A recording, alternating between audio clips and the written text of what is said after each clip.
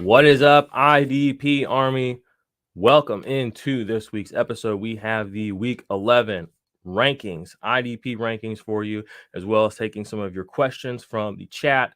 It is Saturday. You're probably watching college football. You're probably tinkering with your lineups. Let's help you get those set. Let's get ready for Week 11 fantasy football. Let's go get some W's. Stick around. It's going to be a great show. Hit that thumbs up button.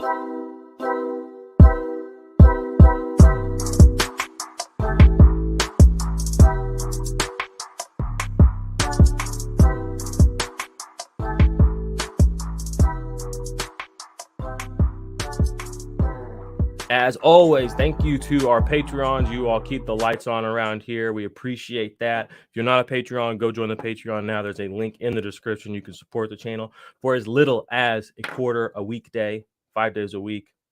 We don't ask for much around here, and we give a lot. So we'd love to have you with us. Welcome in, Mace Riney. What's up, bro? Dude, what's going on? Thanks for having me on. Not much. Just basking in the glory of a Saturday morning / afternoon, grinding out these rankings. You know the biz. Yeah, it's hard work, but someone's got to do it, right? Someone's got to get out there and give the public the IDP rankings. Yes, sir. We have to give them. Last week I had Leo on, which was awesome. I really wish you could have been with us last week, but you were unable to join. But he was a good time, man. Yeah, dude's knowledgeable as hell. Definitely knows his stuff. He's up there in the rankings consistently. He's been around the fantasy space, I think, for a while. He said he's been playing for a while when I talked to him, but kind of new to it, just, I guess, in Twitter. But definitely I've gained knowledge from him and stuff since I've connected with him. So that's really cool that you got him on the show and stuff. Yeah, he said it's his first year doing rankings, that he's been, playing IDP and fantasy for a while. And I was like, you're really good at it. He's like, I kind of took it seriously out the gate. Right. And I was like, well, it shows. I was like, kudos, congrats. I was like, it's a small group of guys, but we all kind of know each other, and it's pretty competitive. And I was like, hats off to you getting high up there for the first part of the season. He's gunning for that number one spot year one, and that's the attitude we like around here. We don't wait to earn our stripes. No, we just go to war. And shout out to Leo, honorary IDP member. Appreciate him being on last week. So if y'all have any questions, you can field them in the chat. Make sure you go subscribe to both of our podcast feeds. We have 4 different podcasts now. Our YouTube shorts we're having a lot of fun on YouTube shorts. I need to get more college football guys going in there. I did 2 this week. Who are some good guys, Mace, that I should put in the YouTube shorts that are college football? College football? Yeah. I'm just kind of getting started right now, so I don't really have a lot of names aside from I guess the bigger guys. I'm more offensive geared, I guess, during the season, and then postseason I kind of gear into the defensive. No, I'll do offensive too. We're just trying to run the numbers up right now. Dorian Thompson-Robinson, man, out of UCLA, their quarterback. He's electric, and I really think he's undervalued as a player. A lot of people say. All right. So we'll get in on that. Get that SEO pumping. Get that search value going. You guys know how it is. We're gonna go ahead and pull up some of the notes. So if you listen to the waiver wire show, some of these got talked about, some did not. And then we'll also, on the same tab, we have Mace's rankings for the week. We're doing Mace's rankings because, generally speaking, they're better than mine. They have definitely been picking up the last couple of weeks. So you guys can go check out both of our rankings on the site. Also check out Fantasy Pros, but we're going to pull those up now. Man, it's been crazy to see Max Crosby really not break out, but solidify himself as a top dog. And here he is again, number 1 on your rankings. Gets Denver, gets Russell Wilson this week. Nick Bosa coming in at 2, and then TJ Watt at 3. The disrespect, Mace, I swear. What is going on here? It's just because I'm not sure if Kyler Murray's going to play. So if Colt McCoy comes in, pocket passer, he does have a quick release. But on the big stage, different country, Monday night, I think Bosa's going to feast. That's kind of where he lives and loves to play. So yeah, I agree 100%. You can't go wrong with any of these top 4. Myles Garrett, Josh Allen doesn't get sacked a lot, and Myles Garrett has not been overly prolific. So you might be a little bit scared playing him. I know I have him in some lineups, and I don't feel great about it. But I think 5 is definitely a reasonable, good spot to have him. Brian Burns at 6. You got Aaron Donald 7, and Jonathan Allen coming in at 8. That rounds out your top tier guys here. Only 1 D tackle. You got Aaron. Oh, I guess Jonathan Allen's a D tackle too. So you got 2 D tackles in your top 8. Love to see that. Yeah. I really like the Brian Burns for Baltimore too. I think he has a chance for quite a few tackles for loss with their kind of weird running back situation. And even Lamar Jackson, tucking and running, those will end up being tackles for loss at some point too if they're not sacked. So Love those guys. Anybody outside of your top 8 that you really wanted to squeeze in that you couldn't? I like Hubbard. Hughes is all right. He's too streaky. Daniel Hunter's always reliable. I would love to give more love to Judon. He's also streaky. Buckner's getting a bump, as well as Grover. I think Grover Stewart just made my top 40 as well because Quiddy pays out. Dude, he's been so consistent this season, Grover Stewart. He's been killing it, stepping up in a major way. Yeah. I put him on my bench last week in a league, and I remember when I was doing it thinking, you would tell other people not to do this. And I was like, what are you doing? And it was like this weird, like, deja vu moment. I just did it anyway. And of course, like in the first like 5 minutes of that game, he had sacked. And I was like, you didn't even like have to get inception. I mean, it just like literally was just like boom, boom. Like, so do not fade old Grover too much, ladies and gentlemen. He is a beast. Let's take a peek here at Matthew Judon. I've heard the boys on Offensive Points were talking about him as being a guy potentially to look at in the Defensive Player of the Year. Oh, man. That's old stuff. What is this? Fantasy Pro, get your shit together. Oh, my goodness. All right, this is unlookatable. Fantasy Pros. Let's get some UI people on your IDP stuff. All right, let's take a look. 44 pressures, 12 sacks. That's pretty solid. That's right crazy. Zadarius Smith has more pressures, though, doesn't he? Who's that? Zadarius Smith. Not that I care about pressures. Like, that was I'd have to look it up by position. I just know that he's doing work in the sack column. So yeah, Hargrave as well, man. That's another guy that's one of those forgotten defensive tackle guys that came up. Yeah, Rougarou Hargrove's been that dude the last 2 years. Yeah, and he's been pretty good. He's flexed again this year. I wish the Steelers would have kept him. Total beast. Love seeing him at 10. Yeah, and that's the thing too. Like, especially in IDP 1, 2, 3 scoring. I don't know if that's where you default when you make these. Probably not, just because you're trying to win. But in the IDP 1, 2, 3 scoring, defensive tackles deserve to be high. And even in this scoring, I mean, Mace is a good ranker, y'all. I mean, I'm not just blowing smoke up his ass. I mean, he's got 1, 2, 3 in his top 20. Plus, we had Aaron Donald. 4 Jeffrey Simmons. 4 defensive tackles. So if people are out here just kind of giving you this canned advice where it's like, yeah, just play a defensive end, just always play the edge guy, don't take reductive fantasy football advice anymore. You don't have to do that in IDP. It's a little bit more there's a little bit more going on here these days than there maybe used to be. I think there's something more consistent about a defensive tackle, especially a good one, a guy like Aaron Donald, who he might not get a sack every game, but he's going to get tackles. He's going to create havoc. Jonathan Allen, who might be the most forgotten defensive tackle, unless you feel like it's your IDP Well, guy. The other thing I noticed about D tackles, I feel like maybe this is untrue, but it feels like when they have big games, they have big games. And when they have low games, they're still not bad. You know what I mean? Like, I feel like their floor is almost sometimes a little bit safer even, and their ceiling's just as high as a true edge. No, for sure. DL2 certified. And that's kind of what I do with my rankings. I look at guys who have the potential to be DL1 on a week-to-week basis, and you put those guys in the top tier, and you just kind of shuffle them around like we saw with your Bosa. Jerry Hughes, 15, very, very high on him this week, it looks like. Yeah, he has those really big weeks, though. Washington's got Heineke at quarterback, and I'm not really sure what they're doing at running back. J.D. McKissick just got put on IR, so they're going to have to throw the ball. It would be cool if they had a dark mode for this. I know, right? I'm like, my eyes. You're all wearing sunglasses. Welcome to the show. All right, we'll go ahead and finish this out. Hassan Reddick, 18. You got Jeffrey Simmons, 19. Alex Highsmith at 20. He's been having a great season. Started out hot, and he has kept it up. Leonard Williams, Cam Hayward, Aiden Hutchinson, 23, and Trey Hendrickson, 24. Man, Aiden Hutchinson's been looking good. I like him a lot. Gets the New York Giants this week. How's old Daniels doing? Daniel Jones. Did you hear what Saquon Barkley calls him? Vanilla Vic. Really? He's like, in the huddle, he's like, come on, I want to see that Vanilla Vic. And he's like, well, okay, all right. That like, is funny. I mean, he's Daniel Jones, man. I don't know. I don't really know what to think of that Giants team. They started off really hot, and I'm still not completely sold on them. So. All right, well, let's scoot on over to these linebacker rankings. That's what people really want. If y'all want to go to Underdog Fantasy and play some Underdog with us, we do have a $100 deposit match bonus with them right now. Click the link in the description if you want to do that. Or you can support the channel, join the Patreon. That's probably the better move. Keep an eye out for some merch too. I know Black Friday is coming up. That's a week from yesterday, so may have something up my sleeve over here. Keep your eyes and ears open, IDP Army. You never know. All right, so tier 1 Mace's linebackers this week. You got CJ Mosley, TJ Edwards. Shout out to the initial gang. We got Nick Bolton, Roquan Smith, another initial gang, TJ Watt, Fred Warner, Zaire Franklin, and then Micah Parsons coming in at 8. CJ Mosley all the way up at 1. Is that just because you think that the New England Patriots are going to run the ball like a lot, or what's your thought process there? I think that, both teams struggle with moving the ball down the field, but I think that the strong point of both teams is their defense. So I think they're going to have a lot of opportunities, and I don't really think Mac Jones is one to push the ball down the field with deep plays with anyone that they currently have on their roster. Maybe it's something like Jacoby Myers.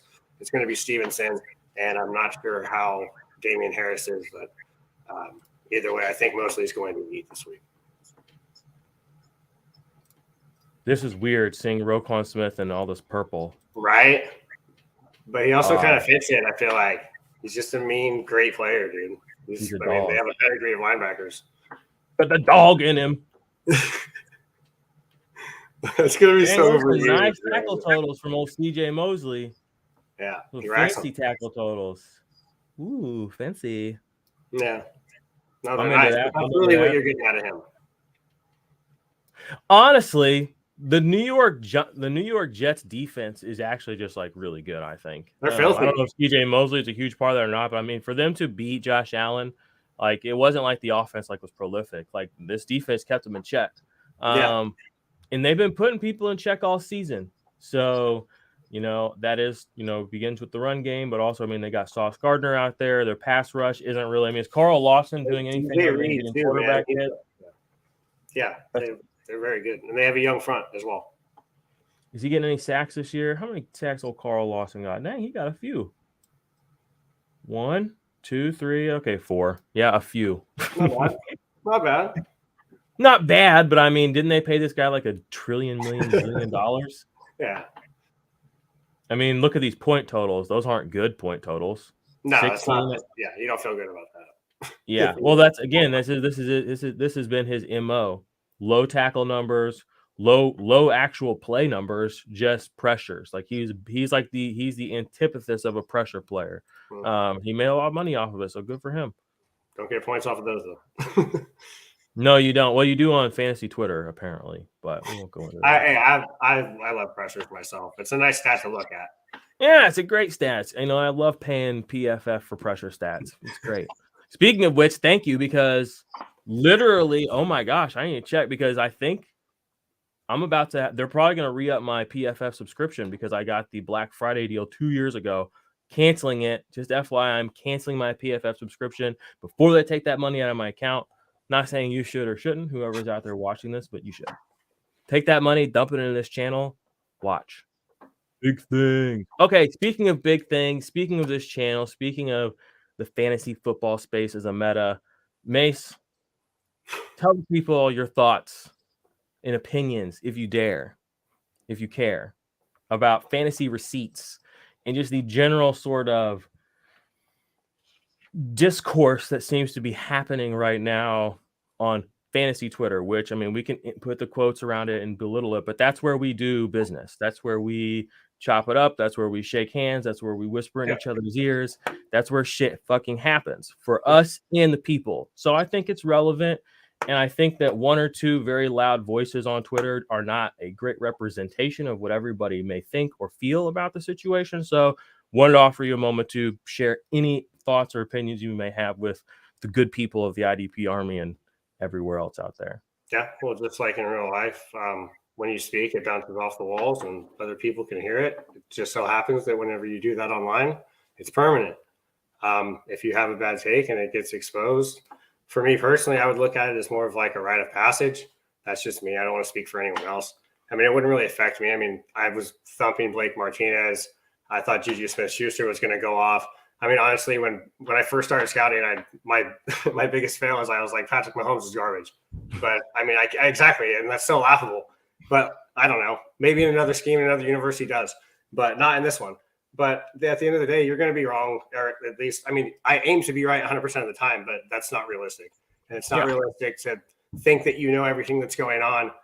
But at the same time, I understand that it is personal because, I mean, at least for me, I'm spending my time, and my time is money, doing something that I love and putting my opinions out there. And when someone takes a dump on it, like, that doesn't feel good, whether I'm right or wrong. Like, you could be right and someone will still tell you you're wrong until they're blue in the face. Like, this guy's blue. Like, no, bro, it's red. Like, dude, you don't understand. But maybe it is from their perspective. You know what I mean?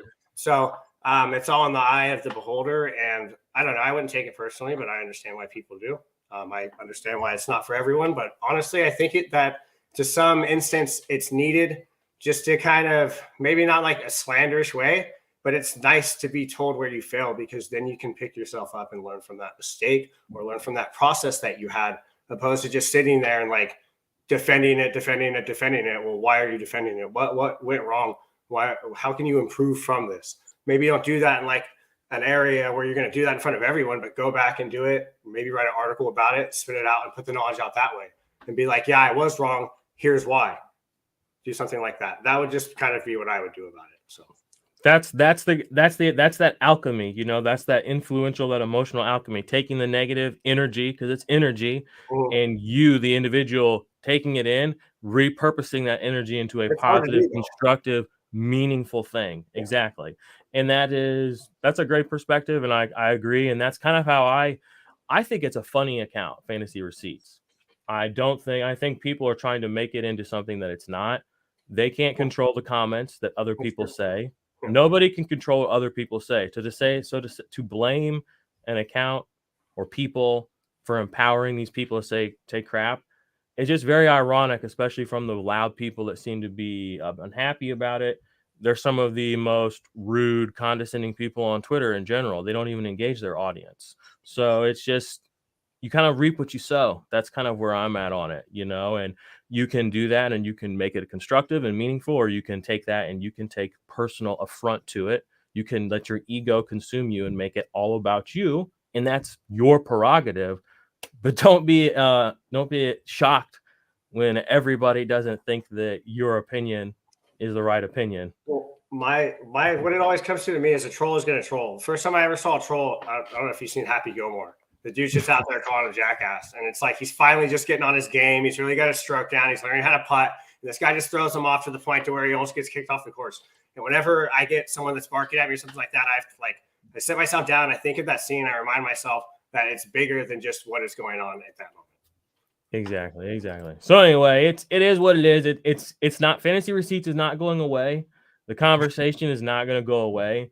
So I think it's something that more people should feel comfortable speaking their truth and opinion on, not just people who feel they're entitled to say whatever they want and that they represent everybody. Anyway, moving on.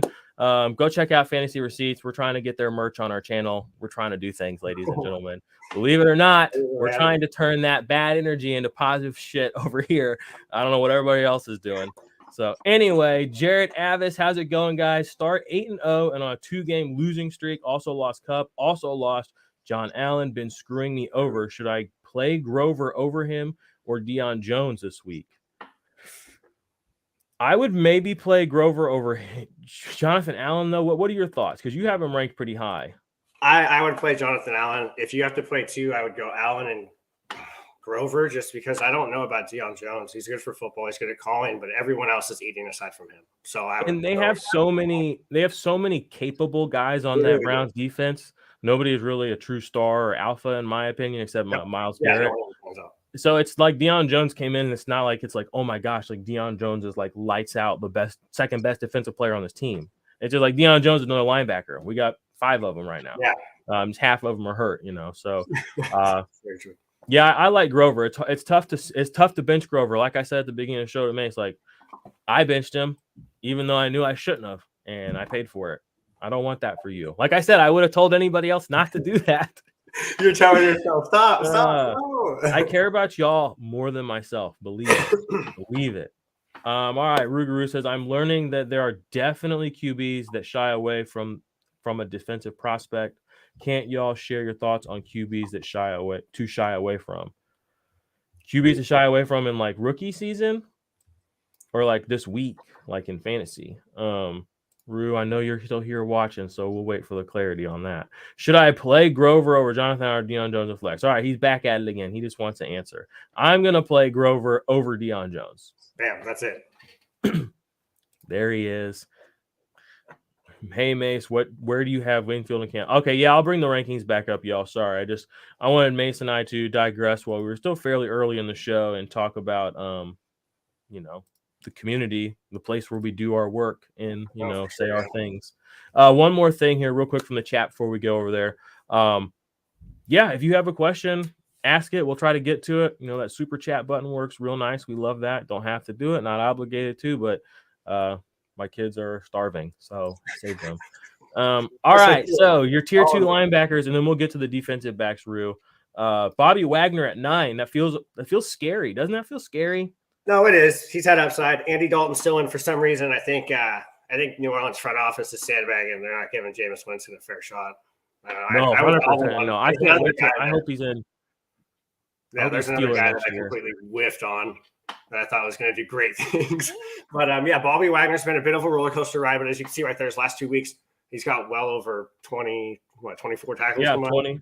Or something like averaging that. about 23 the last 2 weeks. It did get pretty scary though midseason, as it did for a couple guys, honestly. But he's kind of been coming back into the mix, and I think as the playoff tension gets kind of more settled in for the NFC West and the Rams, I think he's going to have to step up in a major way and make some plays. So yeah, I mean the Rams, the cracks are showing. Again, I've said the last couple of weeks, it just cracks me up that Sean McVay is like, I think I might retire now. Like, of course you are. As soon as the going gets tough, he's like, get me out of here. Dude. I don't want nothing to do with this shit. He's like, I got a bowl, I'm out. Yeah. I mean, they're going to be lucky to be a 500 team this year, the way it looks. I mean, they got New Orleans coming up. They'll probably win that one. They ain't beating Kansas City. They aren't beating the Seahawks. No. They're going to struggle to beat Las Vegas, and Las Vegas sucks right now. They'll struggle to beat Green Bay because it'll be in Green Bay. I mean, yeah, what a joke. And they lost Cooper Kupp. And it's just funny. It's like they lost Cooper Kupp, and it's like they can't do anything. Yeah. It's like, what happened to Boy Wonder, Super Genius? Like, wasn't the Ringer giving this guy like a free podcast last year? He just got to hang out with Peter Schrager and was raking in that dough, Sean McVay. Love it. Love it. All right, so let's see here. Tier 2 linebackers, you got Kendricks, who had a big game last week, helped win that game for the Vikings. That was a game. What a great – I mean, their season right now is just so fun to watch. Like, that game was insane. Like, I sat here and I started to live stream because the reaction, because I thought Kirk was going to run it in, and then he didn't. And then, like, 10 other amazing plays happened after that. I was like, last play of the Vikings game. No, there was, like, a whole game played after that snap. It was insanity. I was going to the Niner game. I was on a train, actually. We had, like, 17 people hurling around a phone. We're all drinking beers, like yelling, like, what's going on? Oh! So we're like yelling it down the train, and people were cheering. It was a great game, man. Amazing game. And honestly, I'm so happy the Vikings pulled it off. Yeah. Like, that makes me so happy. Like, they are a good team. Like, they are what their record shows. Eric Kendricks made that play. Harrison Smith made those plays. Justin Jefferson made those plays. Guess who threw Justin Jefferson the ball? I said this the other day. I've seen 2 4th and 18s in my life that I can remember vividly. One was Patrick Mahomes to Tyreek Hill in the playoffs against Baltimore. 4th and 18, hit him. The other one was in that game. 4th and 18, it was almost the same route off to the right there, except Justin Jefferson wasn't wide open. Tyreek was wide open for whatever reason. Baltimore secondary. Anyway, but amazing catch. Like, but who threw him that ball? And I've been saying this for so long. Kirk Cousins has been throwing balls like that since 2015 to bums. Now that he's got dogs around him, you're seeing like they all are elevating each other. They're all going out there. And the crazy thing is, when they took that snap in the end zone, it would have been so easy for those guys to just be like, this game's over, like whatever, like minimal play. Eric Kendricks came fucking ready to jump on that ball. Like, just watch that play over and over. It's so inspiring to me. It's so inspiring because Kirk Cousins failed to, I mean, like, what a low moment for that team. And they all went out there. And when that snap happened, they weren't like, this is over. They were like, there's a whole game happening right here. And they fucking won it. Crazy shit. I'm just ranting now, but it was amazing. And that's what I love about football. And playing IDP fantasy football made that even so much sweeter. Every single movement on the field means something. So get with the program, y'all. If you ain't, if you're watching this, you probably are, and we appreciate that. But tell somebody, you know what I'm saying? Tell somebody. Don't hide your light under a hill, you know what I mean, or under a basket. That's biblical. All right, you gotta get let your little light shine. Your little IDP light. We need to sell little IDP lighters, bro. Be like, get your little light shine. Oh, we're in the wrong business. I guess. We just need to be creatives, straight up. All right, so Rashaan Evans is melting people's faces out here, finally, which is amazing to see. You love to see it. We've been looking at these linebackers forever, so I want to get to the DBs. Jack Sanborn. Myles Jack. I want to know, what do you think about Myles Jack rest of the season? Because I'm terrified to play him right now. Dude, I don't know what to think. He's just in a spot to where if he goes off and he gets, linebacker 15, which I think might be his up right now, that's okay. But also if he falls to like linebacker 38, then okay, that's kind of what I thought. His snaps were just like he was back at full practice, and then he played like almost none this last week. He didn't play. You know what I mean? Like, I think they might be messing around with Robert Spillane, but I think it might be more a Spillane Jack, because I just feel like Devin Bush. I mean, Devin Bush is just a ghost. Like, he's out there, but it's just like, dude, half the time. I mean, he's literally. You got 10 minutes. If you were gonna get like a Getty image of like a generic defensive player, it's gonna bring up Devin Bush. generic traded player number 54. Oh my gosh, poor guy, Devin Bush. We gotta give him a little pub now, show him some love. He's a person too, y'all. He's trying. Out here getting his 3 tackles a game. Oh dear. Yeah. Bro, you gotta get a better picture than that too. Oh, we gotta talk to your people. All right. Let's go look at these DBs, and then I'll slide over to the chat where I'm sure y'all are going off as per usual. So let's see what Mace has got going on with the Antoine versus Cam Curl thing. Top of his rankings, though, Derwin, Harrison Smith, CJ Gardner-Johnson, very high this week. L'Jarius Sneed, Jaquan Brisker, love to see that. 6, Donovan Wilson. And then 7, you got Minka Fitzpatrick. I think Minka is still questionable, right? But I see he's playing, man. Is he? I saw a report that said, like, it's incredible. Oh, he's out there. He's going to play. And I'm like, dude. Wild that he just had an organ removed from his body. Him a little bit just in case if they decide to snack at him, but he won't go lower than 15. I'll say that. Nice. Looks like Cam Curl is here at 8, so you have him over Winfield this week. Yeah. Winfield, they have other pieces as well. I'm not even really sure where I have Winfield, if I even have him on there. Do I leave him off? You might not have put him back. It's possible, and I do this a lot. Like, you may not have slide him back in yet. Maybe I accidentally put him out or something. Or I do. Are they on bye this week? Isn't Tampa Bay on bye? Oh, they are. Yeah. That's what it is. All right. Rougarou, you're out here trying to catch a slipper. You caught me laughing, bro. You got me. Hey, it is what it is. Rashaan Evans or Roquan rest of season. Ooh, that's kind of icy. Okay. From Silver Rapture here. Roquan hasn't really found his footing yet as far as IDP goes, but I think he will. I'm going to just go out and say Roquan. However, if it's the trade deadline and you can swap for Evans and another piece, someone that'll help your roster, then maybe do that if that's what you're asking. But if you have both of them, it's a good problem to have. So Might go Roquan. So he only played 1 game, or did he play 2 games with Baltimore? I wish they would say what team he was on in this game. I'm trying to read here. 12 days ago, he said he would make his debut on Monday. So I think that was the Tampa Bay game. Oh, yeah. So then he doubled up. Yeah. So, but he's only had 10 combined tackles in his first 2 starts there. You don't love to see that. Yeah. So let's take a look at Rashaan Evans. Look up, actually. Who is a total beast. We've been shouting him out on this channel for a while. Just took him getting to the Ravens to hit his ceiling, but he got a hell of a ceiling on him. Woo, look at all those tackles, dude. 10, 12, 9, 13, sprinkling a sack, sprinkling a forced fumble. I'm sure there are pass deflections in there too. Go lobby sleeper to add that to this metric box over here. I think that's so close. Right? That's so close. I don't want to get caught with the name effect, though, and I feel like that's what's happening to me after we've just looked at this, because we know what Evans is. We know what he's capable of. I'm sitting here. I can click out of here, and we can look at the whole season real fast. All right, so here's our top dogs. Roquan, 191 points. Rashaan Evans at 184. Rashaan Evans is way out snapping him, though. Like almost over 100 extra snaps, and he's got 10 extra tackles. A little less efficient, but if he keeps getting all this work with the Falcons, it might be Rashaan Evans' year. Yeah. All right, crazy as it is, don't tell anybody we said this. We're going with Rashaan Evans. Got to do it, man. Josh Allen typically doesn't take sacks. Exactly. Okay. So do you guys list QBs that don't take sacks, tackle loss, and negative points plays?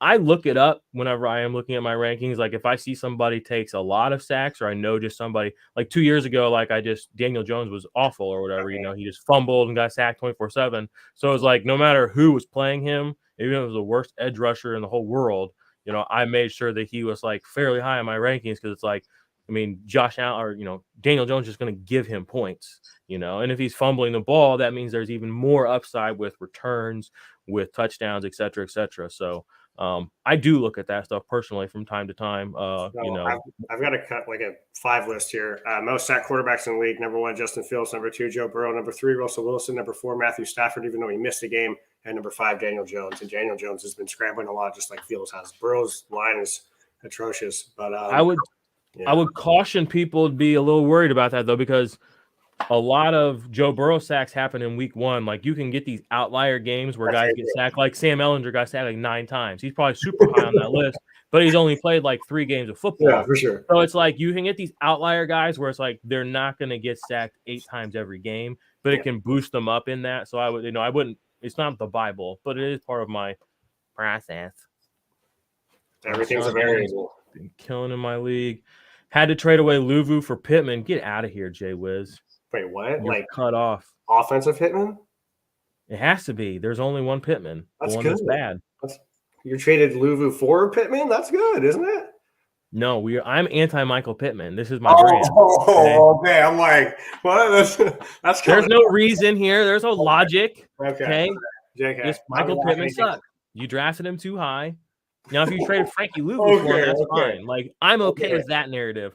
But the general narrative of Michael Pittman all offseason was like, oh, pay up. He's going to be so good. He's a consensus top 12 wide receiver. Think about that. Stuff. Like, that's not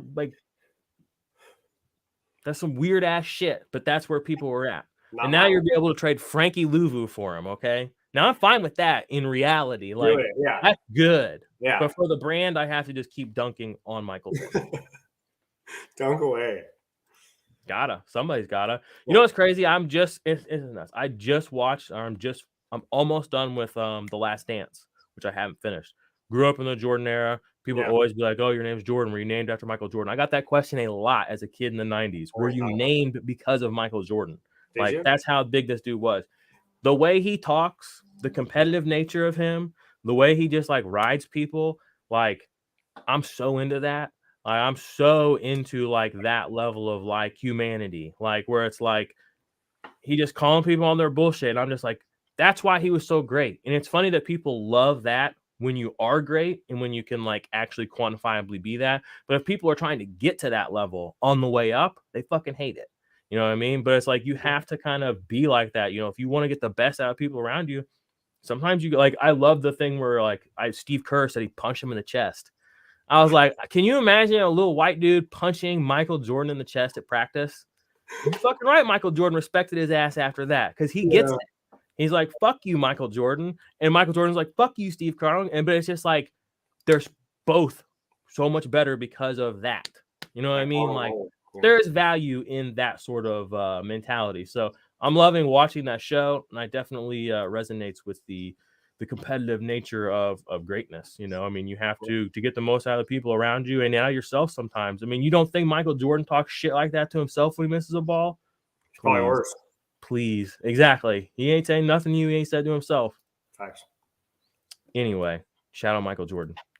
Crazy to think Tennessee had Jayon David Long and Rashaan Evans at the same time.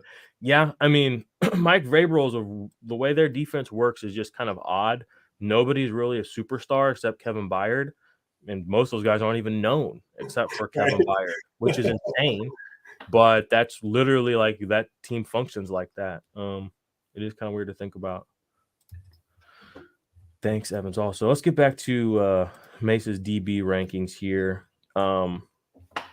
Let's see here. Buda Baker at 11 versus San Francisco.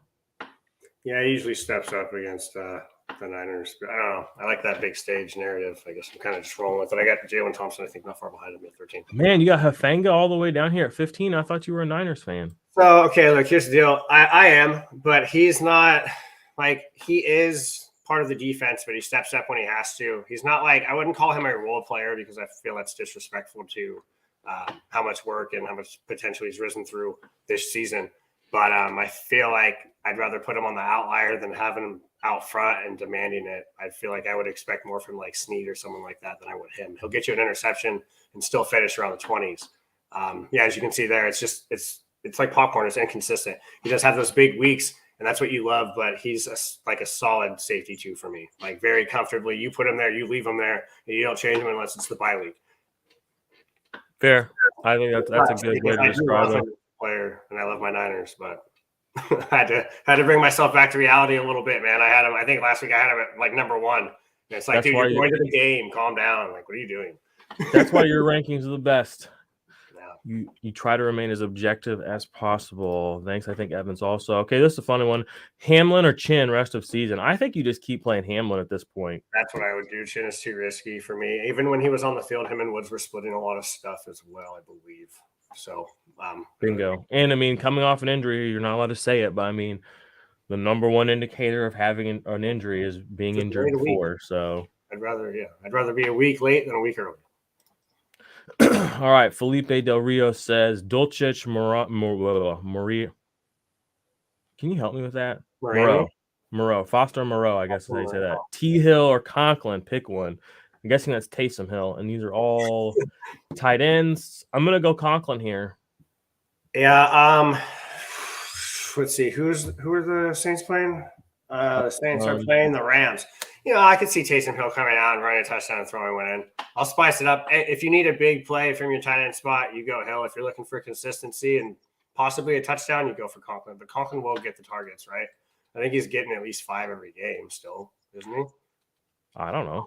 Let me look that up before I just start. I can real quick. I got him right here. Okay. I can't get the targets, but I can at least see what he's been pulling in. He's still a top tight end for me, and he's probably one of the pass catchers. Targets are a little inconsistent last few weeks, but when they're up, they're up. 10. There aren't a lot of tight ends that could even push into that 8 target narrative. Really, that's Kelsey rate, man. Yeah, man, it really is. Man, this isn't a bad little view right here. You can see the box score.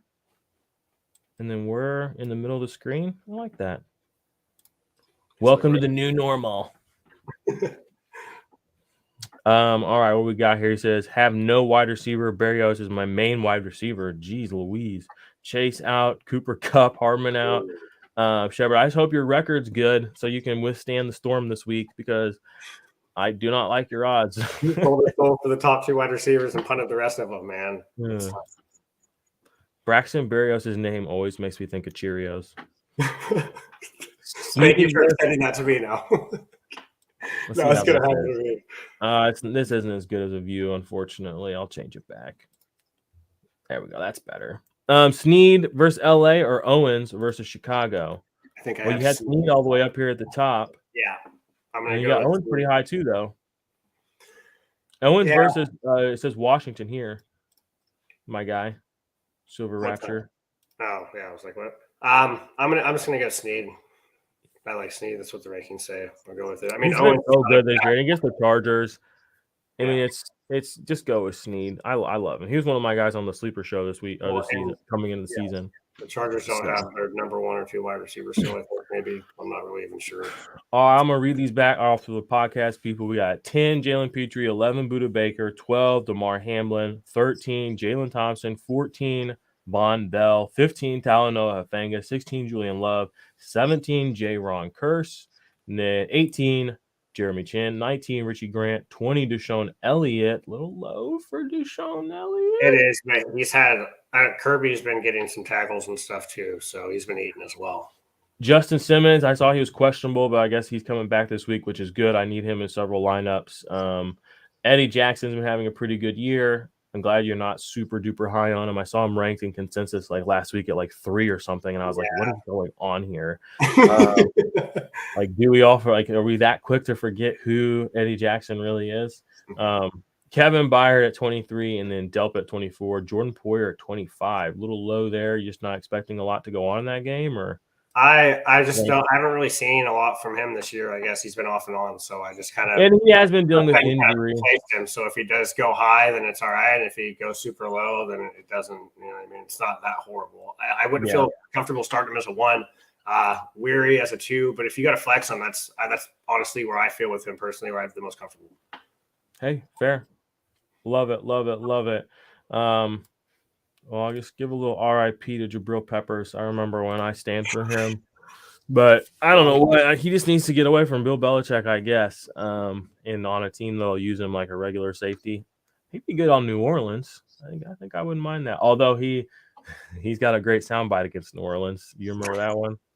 When it's the when he and Malcolm Jenkins, it was 2 years ago, or 2 or 3 years ago, and they were going to overtime and they did the coin flip, and I guess they went to a different. He's from Michigan and Malcolm Jenkins from Ohio State, and they're both safeties, so there was a little bit of friction when they did the coin flip, and Jabril Peppers won, and he just went off. He just like, we want that ball, fuck them. It's like, I've wanted to add it to like some of our. Do you not remember that? That's like the best soundbite in football. You gotta send me that, dude. I gotta see that. That's my god! Now I'm just gonna go find it. All right, y'all. The informational part of the show is pretty much done. You can ask us questions, but I'm gonna go find this video for Mace now, and anybody that decides to join us for the next 2 or 3 minutes. Go get it, baby! But it's a good video. I've wanted to download it for a long time and add it here. Yeah. Hey, and I think that there's. All right, let's go here. Jabril Peppers, coin toss. There it is. Third one. That's how you know it's good. Oh yeah. And I think the sound will play. Each team will have an opportunity to possess the ball unless there's an offensive touchdown or a defensive safety. If the game ends in a tie, you're our visiting team. You have the choice. This is tails. This is heads. Heads is the call. And it is heads. Yes, sir. We want that ball. Fuck them. That's why I love Jabril Peppers. I want to make that, because you know, like how I want to make that one of our end screens. Like, we want that ball. Fuck them. Like, yes, dude. So that's been on my mind for a while. Now I'm saying that I know I have that clip downloaded on my computer. So maybe that's something I'll do a side project one of these nights. Yeah, Malcolm Jenkins is like, fuck, look at this look on his face. No, he's like, oh hell no. How'd I take an L on the coin toss? Yeah, how you take an L on a coin toss on your own shield, my guy? No, I'm sorry. Love him. All right, well, IDP Army. We got a couple questions here. Rougarou, of course, I saw that game. Sutton or Ayuk? Always Ayuk, never Sutton. Never anything to do with Russell Wilson. If Russell Wilson's a black hole. If he's touching the ball before it gets to the guy, it's my dead ball. Kill it. You don't want it. All right, y'all. Like I said, I don't have anything else really uplifting or meaningful to add. We will be back tomorrow morning, okay? Tomorrow morning at 10 Eastern, 11 Eastern. Similar to this, but actually basically just answering questions, start-sit questions, offense, defense, special teams, the whole bit, IDP, dynasty, redraft, we don't care. Going over the news, going over who's in, who's out, and just having a good time in the morning, drinking our coffee, chopping it up. Mace, are you going to be around by chance? I'm on daddy duty, unfortunately. That's why I had to hop on today. All right. Well, we appreciate you being on, and thank you. We do. Always a pleasure. We'll miss you tomorrow. I don't think Billy's going to be able to be on either, because Billy messaged me yesterday and said his laptop is dead. Like it died. So another reason, join the Patreon. We need to get Billy back up and running, y'all. So yeah, maybe it'll just be me. Sad, sorry, unfortunate souls. Maybe we can coax Bomber out of his cave. Bomb. Yeah, pull him out. Lasso him, dude. I know. He did one with me last year. It was a good time. Yeah. But all right, that's it from me. Do me a favor, go down in the links in the description, join the Patreon, subscribe to both the podcast feeds, like this video, subscribe to this channel. Any final words, Mace, to the people? Love you, Army. Let's don't fall out, man.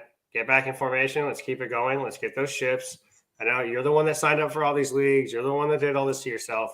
So pick yourself up, set that shit up, and let's get those dubs, dude. We're here for a reason. You play it because you love to do it. Let's get you it. And it's always positivity rules, man. Yes, IDP and the P for positivity. Goodbye. See you tomorrow.